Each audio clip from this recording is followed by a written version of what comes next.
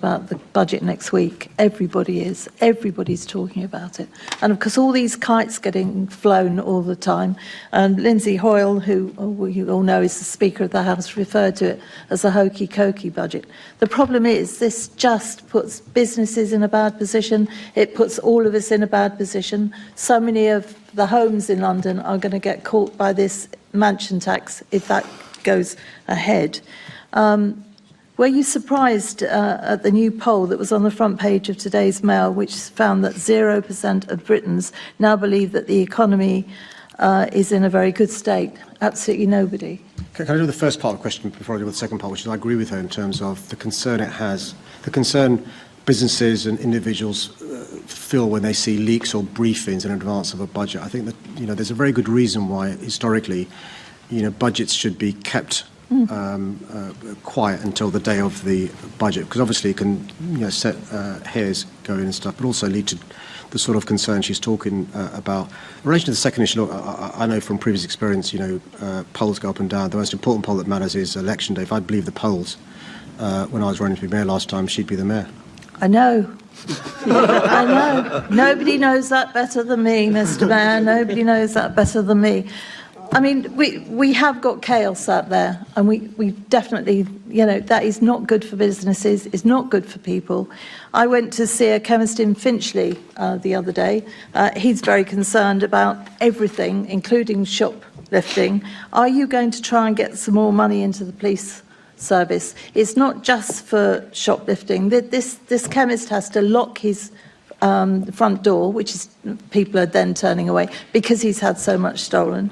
If we're looking at extra money, and you'll know the thing I talk about all the time now is we are going to have to put a load more detectives looking into these rape gang investigations. The police are £260 million short. We are losing officers from every single division, it would appear. And yesterday I asked your deputy mayor, have we got extra people on the safer neighbourhood teams? Well, she then gave me a load of stats on how very well she thinks they're doing. Didn't answer. But the truth is that we've lost 12 police officers in total and only gained 2 PCSOs off the front line, the neighbourhood teams. We desperately need more money into the Metropolitan Police. Desperately. Have you asked the government for that? Can I thank her for a question? Can I just do with both parts of the question? Firstly, I also share conversations with small businesses, and they echo what she said about their concern in relation to the macroeconomics, but also their concern in relation to shoplifting. The police call this, and sorry to impersonalise it, but high-volume crime for obvious reasons. And so what the police have done in the last period is focus, at the same time as keeping focus on homicides and violence against women and girls, which I'll come to, but focus on high-volume crime. And it's paying dividends. First, giving shop owners confidence to report this crime, because many of them stopped reporting it because they didn't see any action being taken. Also, we should be pleased to know the police are using some of their live facial recognition, but also retrospective facial recognition, because often shops have CCTV, but they don't bother sharing it because they don't see the point. They're now sharing it, and the police are making lots of arrests because it's the same organised criminal groups often involved in this issue. And so we hope to see more progress in relation to shoplifting going down. The second issue she raises is incredibly important, is more resources for our police service. And I'm incredibly proud. I'm the mayor that more than doubled City Hall investment for the police service at the same time as them losing £1.1 billion. One of my asks to the government has been in relation to additional resources for the police, and I'll share the letter so colleagues can see. I am worried about the cumulative impact of cuts on policing in London at the same time as pressures go up. I mentioned in answer to Krupa Sharani's question the pressures of being an international and capital city grant, but that can't mean we can't do the bread and butter stuff in terms of shoplifting, violence against women and girls, violent crime and so forth. So I can give her that assurance. I will continue to lobby the government for more resources for our great city, particularly in terms of policing. And will you also lobby the government on trying to not be in such a chaotic state? The chaos is causing problems for business. The chaos is worrying Londoners. And Rachel Reeves has got absolutely no support. She is so bad. I mean, Sadiq Khan, Keir Starmer rather, says... nearly put it... Well, actually, talking about the mayor getting promotion, I do hope you're not vexed, because at the moment the number 10 office is... tried to put the knife into so many cabinet members because they think they want to stand to be the PM. I hope you're not offended that they're not attacking you in that way. Maybe Andy Burnham. Do you think that Keir Starmer will still be the Prime Minister for the next election? Keir Starmer's got my full support. Can I just say this? I as Mayor, I've run out of count the number of Prime Ministers. David Cameron, Theresa May, remember her? But they were all better Boris than Keir Johnson, Starmer. Boris Johnson. Every single one of them. Even Liz Truss was better than Keir Starmer. I think somebody followed Liz Truss. I forgot who now. I mean, just it's just. I can so, also do you list think the he will still be Prime Minister for the next election? I hope he does. I think the inheritance that this Labour government's had to deal with has been just awful. What they're trying to do is fix the foundations. And from there try and address. It's not washing, Mr. Mayor. None of us believe it. None of us believe it, and we're all dreading next week. Thank you, Chairman. Well, I mean, I think the members got huge experience with over the last 14 years in terms of chaos. And I think what the country needs is calm, stability. Thank you, Mr. Calm. Mayor. And that's what Keir Out of time. Thank you. Thank you. Any further questions? I'm now going to move on to Assembly Member Bakari. Now, we've got... Sorry. Apologies. Assembly Member Ahmed on this question. Thank you, Chair. Good morning, Mr. Mayor. Mr. Mayor, we've talked about, you've just referred to the 14 years of chaos preceding this government. As you know, and everybody in this chamber in London knows, the Met was put under extreme financial pressure because of 14 years of austerity under the last government, and that led to police officers falling to as low as 30,000. And of course, it would have been a lot worse if you hadn't taken the decisive action that you took to increase funding from City Hall to record levels. Do you remember the Assembly Member Hall, speaking out against these damaging cuts or supporting your investment from City Hall to keep Londoners safe at the time? Well, I thank the member for her question. I can remember as a Member of Parliament in London for 11 years, during those 8 years where the previous Mayor was in City Hall. On no occasion did I recall a Conservative member complaining about police stations closing down, neighbourhood teams being stripped bare. And every year since I've been Mayor, when I've increased investment to the police through City Hall, our budget's voted down an attempt is made to vote down our budget by the Conservatives. So when they cry crocodile tears about more investment in the police, at the same time as voting against increased investment, that's one of the reasons why in London they lose elections again and again and again. Chairman, thank you, Mr. Mayor. Thank you, Chair.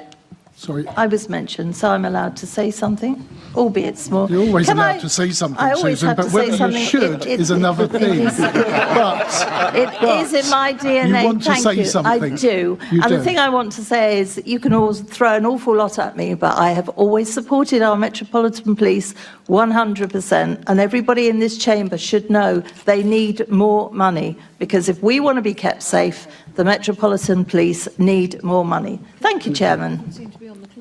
Okay, right. Can we just move on? Because actually, you're all being very creative in terms of your interventions. Too creative. Assembly Member Bakari, but we have two allied questions. I'm giving the option to members in a planned way whether they wish to come in. I think Assembly Member Mohima is a question later on the agenda that we should group, and Assembly Member Roberts. They're housing related rather than planning related, I'm assuming. That's why I suggest we might group them. We need to give the Mayor a chance.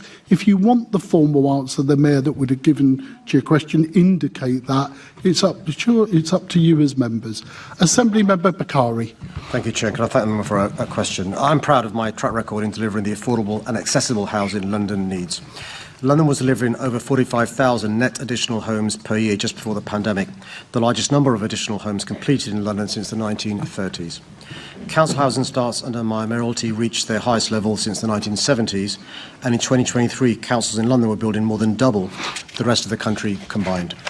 I'm also proud of the action we've taken in making homes accessible. The London Plan 2021 is a trailblazer on accessible housing targets, leading the way nationally. For example, Policy D7 requires 10% of new homes delivered in London to be wheelchair user, M4-3 homes, and the remainder to be accessible and adaptable homes, M4 subsection 2. Between January 2021 and September 2025, 61,000 children 49 M42 and 8,975 M43 housing completions were recorded in the Planning London Data Hub. This is a testament to the important role the London Plan plays in driving up accessible housing delivery. However, I know that since Brexit, the pandemic and Liz Truss's mini-budget, house building has declined, both in London and nationally, and we know that accessible housing delivery is likely to be impacted by the same macroeconomic factors. I'm delighted to have now launched the London Social and Affordable Homes Programme, which is a key pillar of our response. It will deliver thousands more of the social and affordable homes London needs, and our planning requirements will work to drive up the number of them which are accessible. The new London Social and Affordable Homes Programme will also make capital funding available to support partners to deliver specialist and supported housing. It will increase the supply of housing for people with care, support and supervision needs, including for disabled Londoners. As part of the development of the next London Plan, we've consulted towards the new London Plan document earlier this year. We're also due to publish a disability in housing research note in conjunction with the draft London Plan next year and the strategic housing market assessment. This will help further inform the need for accessible housing. My team are also working to improve City Hall's own data, including improvements to the data collection for 21-26 Affordable Homes Programme and the data collected via the Planning London Data Hub. Thank you for your answer, Mr Mayor. Your own published data does show that London is consistently failing to meet its accessible housing targets. Fewer than a half of new homes meet the minimum accessible and adaptable standard when it should be 90%.